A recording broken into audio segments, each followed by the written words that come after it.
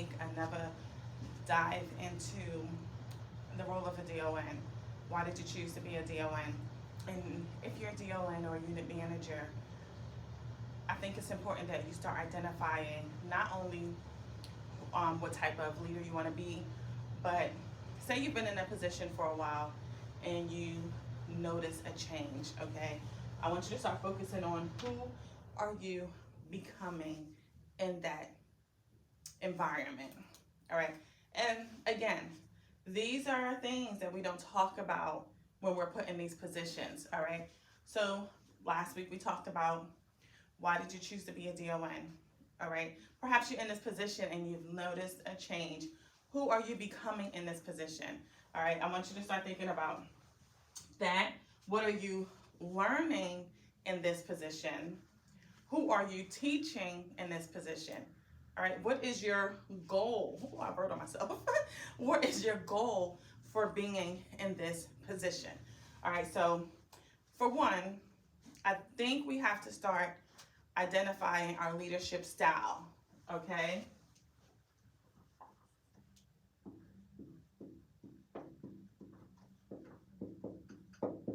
Now, when I did mine, oh my goodness, I was in a bunch of different categories, right?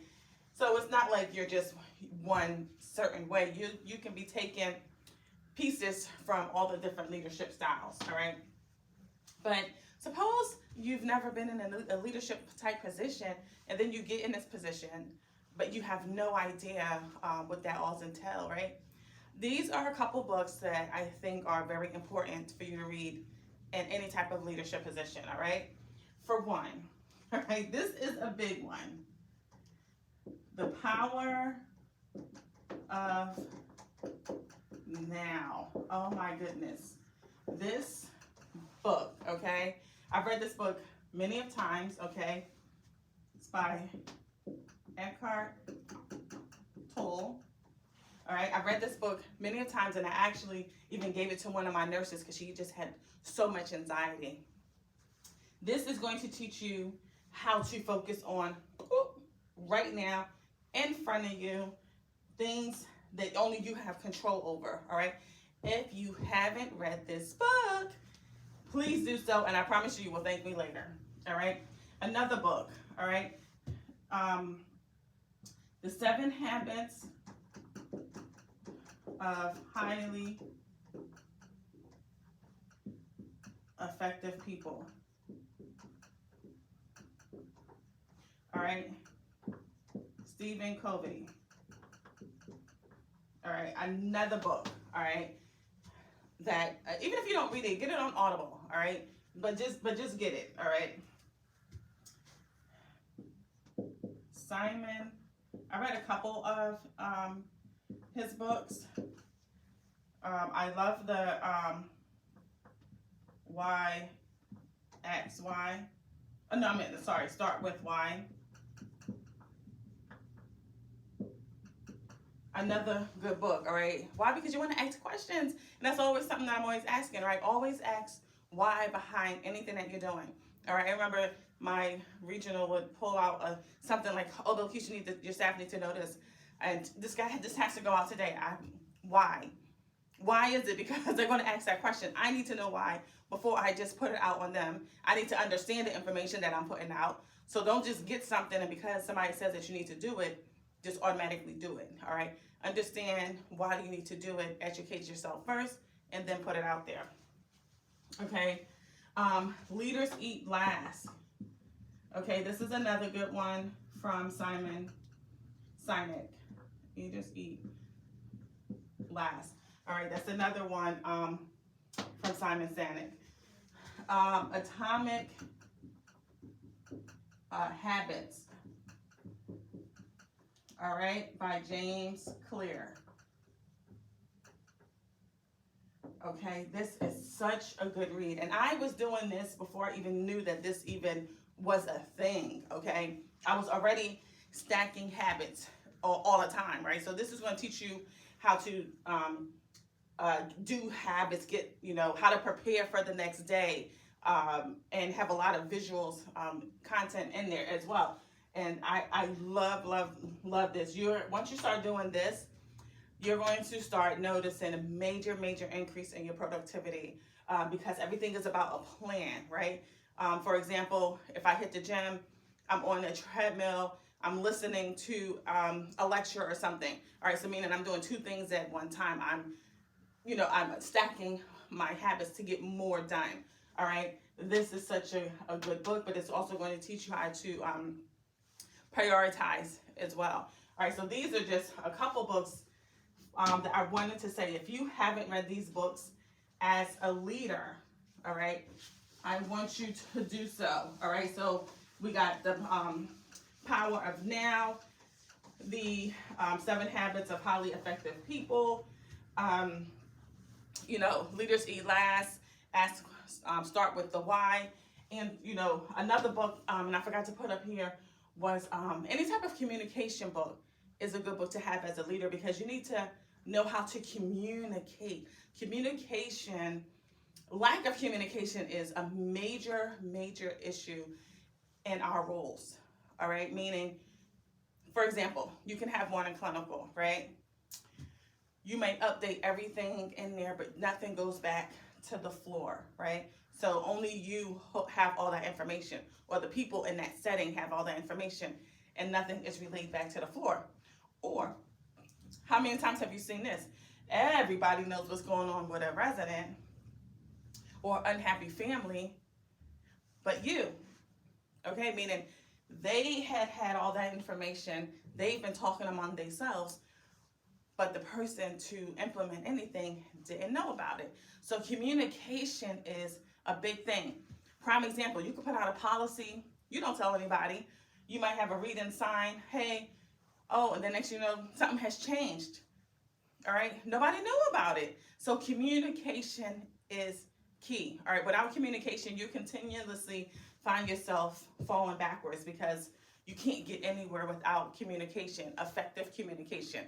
So not just putting information out, but then validating the information through, like I said, return demonstration, or some type of competency, anything that you do to know that you delivered it, they understood it, because you can put information out and they might not understand it because of a learning barrier or a behavior barrier. So, pay attention to how you are delivering your information from a communication standpoint. All right, so I wanted to ask this question. Who are you becoming in this position? All right, I noticed that I have found myself being in leadership positions, and my personality has completely shifted. All right, and why did that happen? I might have been burned out, or it's just not what I have, and wanted it to be. But I wanted to encourage you: don't stay in those type of environments. So if you do stay in those type of environments, read the books that I have suggested to you, especially when it comes to the Power of Now. If you are a person that you have anxiety a lot, and you're trying to control everything, you only can control what is in front of you.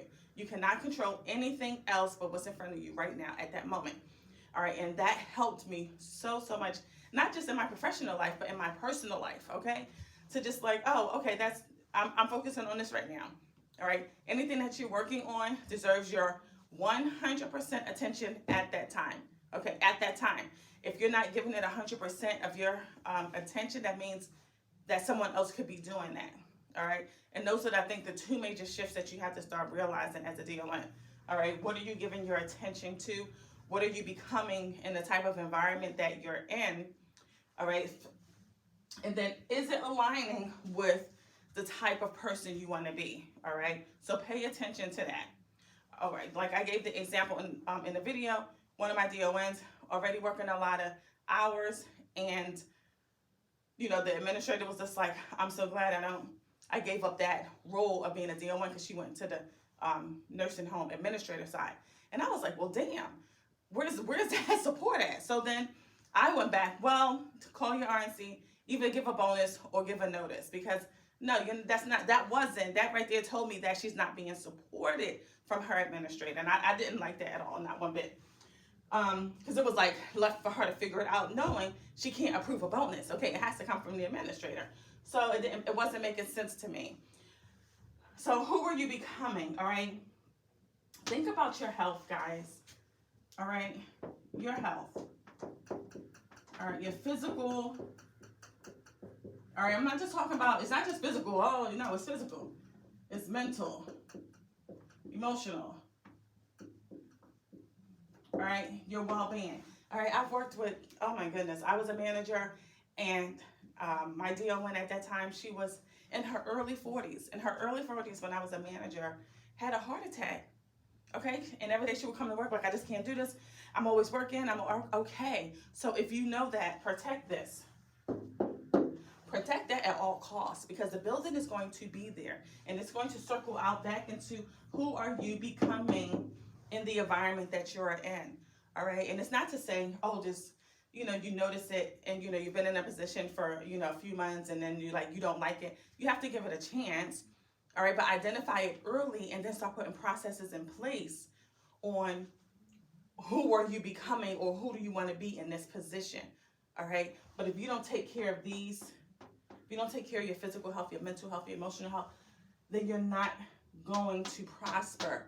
All right, do not kill yourself for a position, ever, ever, ever. Okay, I don't care what it is. Okay, do not kill yourself for a position. All right, so find out, protect this, and then figure out ways to incorporate protecting this while you're in that position, such as going to the gym, eating healthy, taking the lunch breaks that I tell you to take in your DON planner or your supervisor notebook. Take your breaks, all right? It's the law, so take it. But like I said, your leadership style. So read those books that I've told you about, all right? And then your resources. All right, so for example, you are a DON, you don't have any type of resources, or you are a DON, but you might not be networking. All right, it is important in order for you to know the direction that you are going, knowing, okay, you need to have that goal in mind.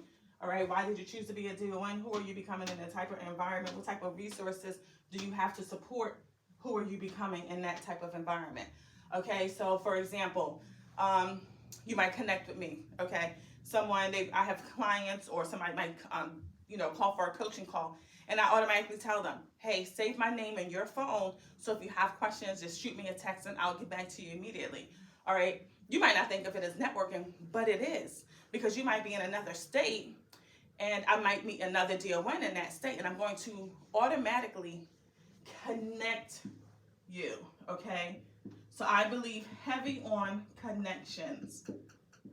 All right, so start getting rid of those numbers or people in your phone that serve no value to you, and start connecting with people who are going to help you get to the who are you becoming phase in your life, even if it's on a personal level. All right, whether it's personal or professional, you still need to start to connecting with these type of people. Okay, you can't say you want to become this, but you don't know what that even looks like, or what all that entails, or you don't have someone in that type of environment to help get you there. All right, your resources. The environment.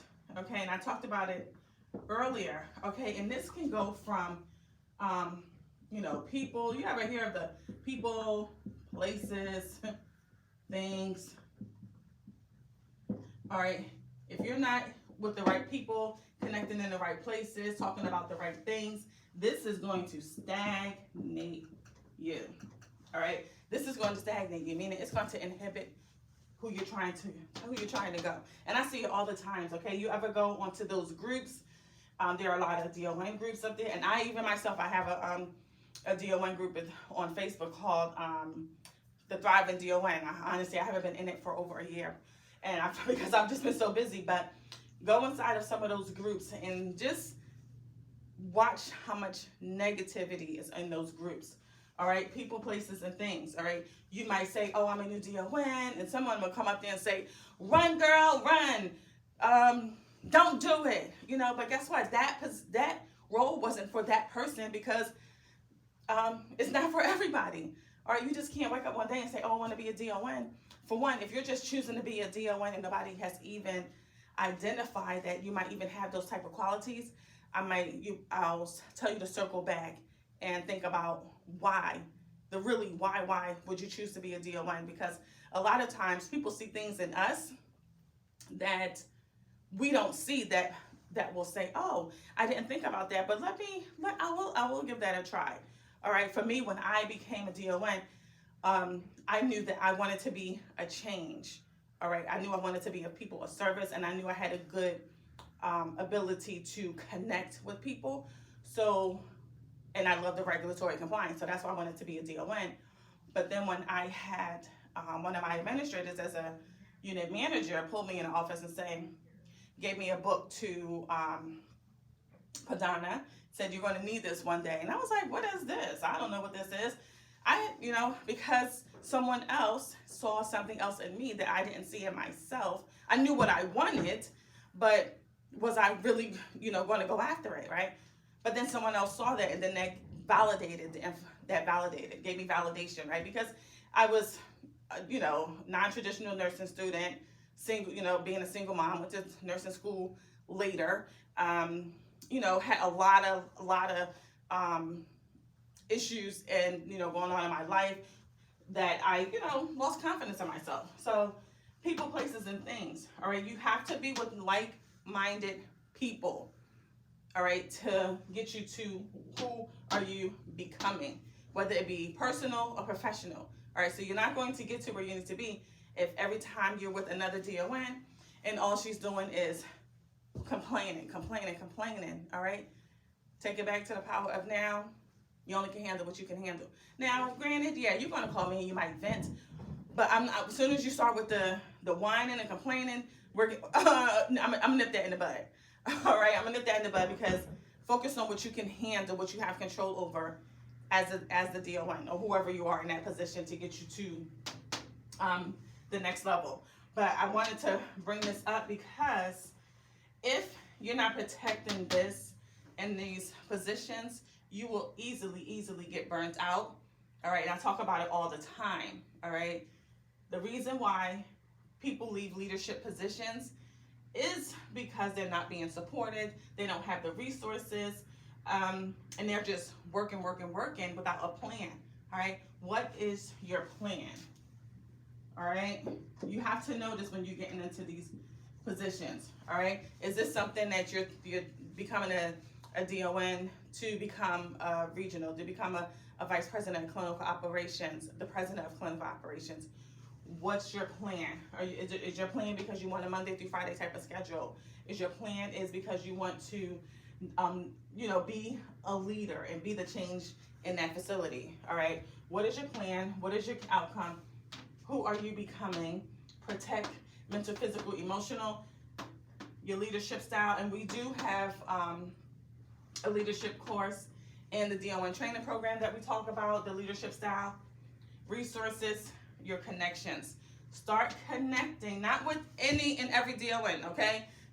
No, start connecting with the DONs, okay, or the managers or the supervisors that you want, that inspires you, okay, that you aspire to be. Start connecting with that, develop those resources, and change your environment, people, places, and things, especially if it's interfering with who you are becoming. All right, so I wanted to put that video out there today. Start thinking about that. Again, if you're not on my email list, I highly encourage you to do so, because I give out so much information 3 days a week that you might not see on this channel. All right, so questions, you know how to email me, drop a comment, like, comment, and subscribe, and have a great Monday.